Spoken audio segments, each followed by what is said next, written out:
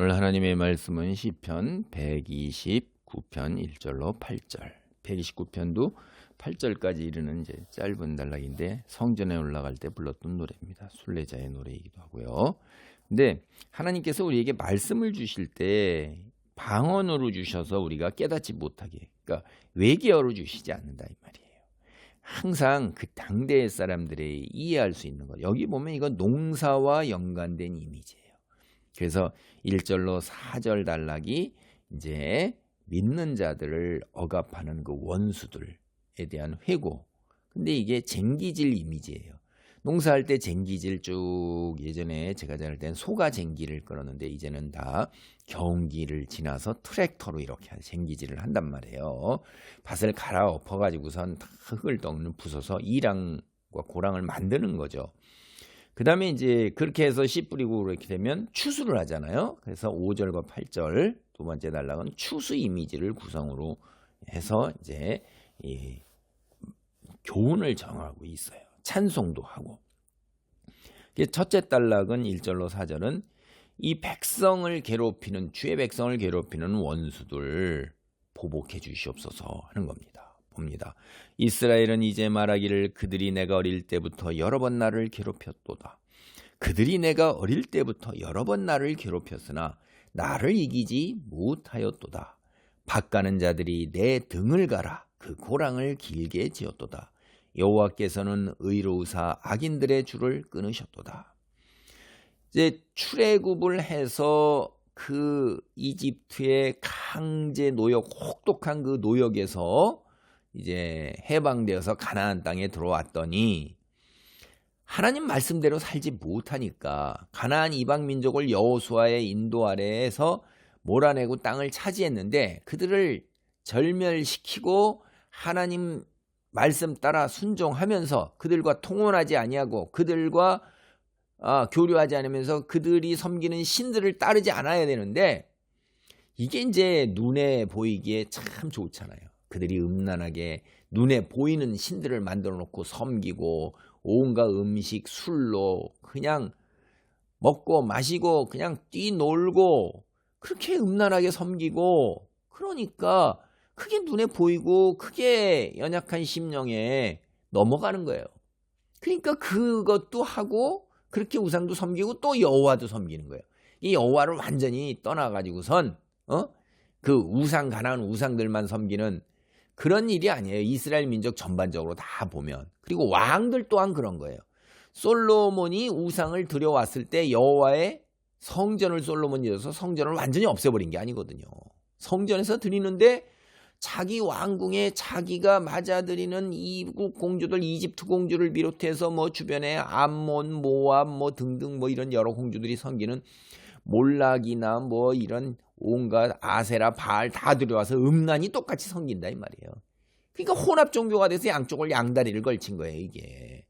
그렇게 할 때 이 사사시대에 계속 하나님께서 그 이방인들을 도구로 사용해서 이스라엘을 괴롭히게 하다가 그러다가 울부짖어서 회개하고 돌아오면 다시 선지자들을 보내서 구해주고 이런 일들이 금방 여기가 되는 거예요. 여러 번 어렸을 때부터 이게 계속해서 나를 괴롭혔고 여러 번 나를 괴롭혔고 여러 번 나를 괴롭혔고 이게 반복하잖아요. 1, 2절에서. 근데 하나님께서 완전히 멸망시키지 않으신 거란 말이에요. 이제 그 이미지가 나오는 거예요. 그러니까 얼마나 고통스러웠겠어요. 그들이 와서 5년, 7년, 10년 이렇게 괴롭힐 때 얼마나 괴롭겠어요. 우리 기드온을 보면요. 하도 탈취물을 해가니까 숨어서 타작을 해요. 이 공개된 데서 그냥 타작 도리깨질을 해도 막 먼지가 얼마나 남는데 그 건강을 헤쳐가면서도 다 뺏어가니까 숨어서 그런 정도의 고통 말할 수 없는 그 고통을 하는 거예요. 어느 정도의 고통이냐 이게 여러분 등을 갖다가 고랑을 냈어요. 낮아지게 하고 일으켜 세웠어요. 등을 뭘로 해서 포크 고랑으로 갈아가지고 얼마나 등에 상처가 깊고 나면서 기록했어요. 그 이미지예요 이게. 등에다 고랑을 냈다는 게. 근데 여호와께서는 의로우사 그 악인들이 그렇게 해가지고선 자기들의 이익을 위해서 마음껏 이용하는데 그렇게 하지 못하도록 개입을 하셔서 쟁기 멍에줄 소나 말에 이 쟁기나 멍에줄 콧줄에 깨잖아요. 그 줄을 끊으신 거예요. 원수들이 주의 백성을 미워하는 건 결국 하나님을 미워하는 거예요. 그래서 하나님을 이스라엘을 원수들의 그 억압과 통치, 가혹한 그 혹독한 그런 압제에서 구원하셨다 이 말이에요. 그래서 이제 5절로 8절은 그 억압자들에 대한 저주를 하는 거예요. 5절입니다. 무릇 시온을 미워하는 자들은 수치를 당하여 물러갈지어다. 그들은 지붕의 풀과 같을지어다. 그것은 자라기 전에 마르는 것이라. 이런 것은 베는 자의 손과 묶는 자의 품에 차지 아니하나니 지나가는 자들도 여호와의 복이 너희에게 있을지어다 하거나 우리가 여호와의 이름으로 너에게 축복한다 하지 아니하니라. 여러분 이제 이쪽 지방은 비가 거의 안 와요. 때를 맞춰서 이제 비가 와야 되는데 그걸 하느님께서 그래서 이른 비와 늦은 비를 주시고 때에 맞춰서 비를 딱 주셔서 그게 수확을 거두고 먹고 살 수 있는 거예요. 비가 잘 안 오니까 지붕이 어떻게 해요? 이렇게 우리가 보통 A자라고 그러잖아요. 경사질 필요가 없는 거예요. 그러니까 평평한 거예요. 그냥 평평해가지고선 흙이나 돌을 사용해서 그냥 지어서 그 비가 맞으면 다 흘러내리는데도 비가 거의 안 오니까 지붕이 평평한 거고 그 평평한 지붕에 흙으로 이루어져서 사람들이 그냥 올라가죠. 거기에 비가 풀이 자란다는 게 굉장히 어렵죠. 그렇죠? 그런 평평한 흙이나 이런 데에서. 근데 이제 우기 때 비가 올 때 싹이 씨앗이 있다가 싹이 난단 말이에요. 그런데 물이 금방 말라버리잖아요. 비가 안 오니까 그 잠깐 지나고 그럴 때 조금 자라다가 그다음에 말라 죽는 거예요. 그렇게 하나님 백성을 미워하는 자들은 그렇게 한때에 풀처럼 자라다가 말라 죽을 거예요.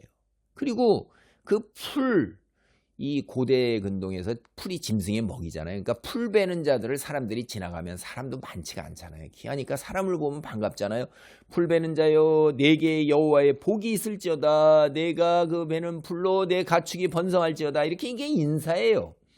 그런데 그렇게 싹 풀을 베는 사람을 지나가는 사람이 보니까 풀이 한 줌도 안 된다 이 말이에요. 그리고 키도 크지도 않아요. 그걸 보고 내게 복이 있을지어다. 내 가축이 번성하고 생육할지어다. 이런 말을 해주기가 너무나도 민망하다 이 말이에요. 그러니까 도저히 축복의 말이 나오지 않아요. 그래서 그 베는 자도 풀면서 야 이게 뭐 한 줌도 안 되고 반도 안 되게 이렇게 자란 것들 이걸 가지고 뭘 하나 그래갖고 마음에 차지가 않는 거예요. 성에 차지가 않는데 지나가는 지금 상황이 그런 겁니다. 그렇게 지붕의 풀처럼 자라기도 전에 마르고 형편없고 빈약해서 베는 자도 성이 차지 아니하고 지나가는 자도 민망해서 축복한다는 말도 못하는 그런 수치를 당하고 그런 정도 그런 형편밖에 되지 않기를 그렇게 기도하는 것입니다. 쓰레기죠 한마디로. 주레기 백성을 괴롭히는 원수들은 쓰레기 정도로 이렇게 하나님 그들이 나락으로 떨어지게 해주시옵소서 하는 겁니다. 기도합니다. 할렐루야. 하나님 감사합니다. 우리가 하나님을 떠날 때 하나님 손에 사로잡힌 아버지 하나님이여 하나님을 믿지 않는 자들이 도구가 되어 우리를 치고 믿는 자들을 징계하는 도구가 되는 것들을 성경을 통해서 많이 봅니다. 그들이 그 고통 속에서 하나님께 부르짖으며 그들을 억압하는 원수들에 대해서 때로는 이처럼 지붕의 풀과 같이 자라기 전에 마르는 이런 풀과 같은 아버지 하나님의 상태로 나락으로 떨어지기를 간구합니다. 얼마나 마음속에 한이 맺혔으면 그러겠나이까. 아버지 우리도 이 땅에 살면서 때로 우리 주변에 있는 예수를 믿음으로 인해서 우리가 이런 한을 가질 수도 있습니다. 누군가는 이렇게 어려움에 처할 수도 있습니다. 그 사람들을 아버지 주님께서 평안케 하시고 형통케 하시는 자들이 사랑으로 그들을 끌어안게 하시고 그들의 필요를 채우는 놀라운 기적이 있기를 간절히 기도합니다. 그리하여 모두가 함께 공생하고 살아서 하나님 영광을 드러내는 귀한 이런 기적과 같은 일들이 일어나기를 간절히 기도하며 주여 우리의 시련과 환난과 고통에서 우리를 일으켜 세우시고 면하게 하옵소서. 예수님의 이름으로 기도하옵나이다. 아멘.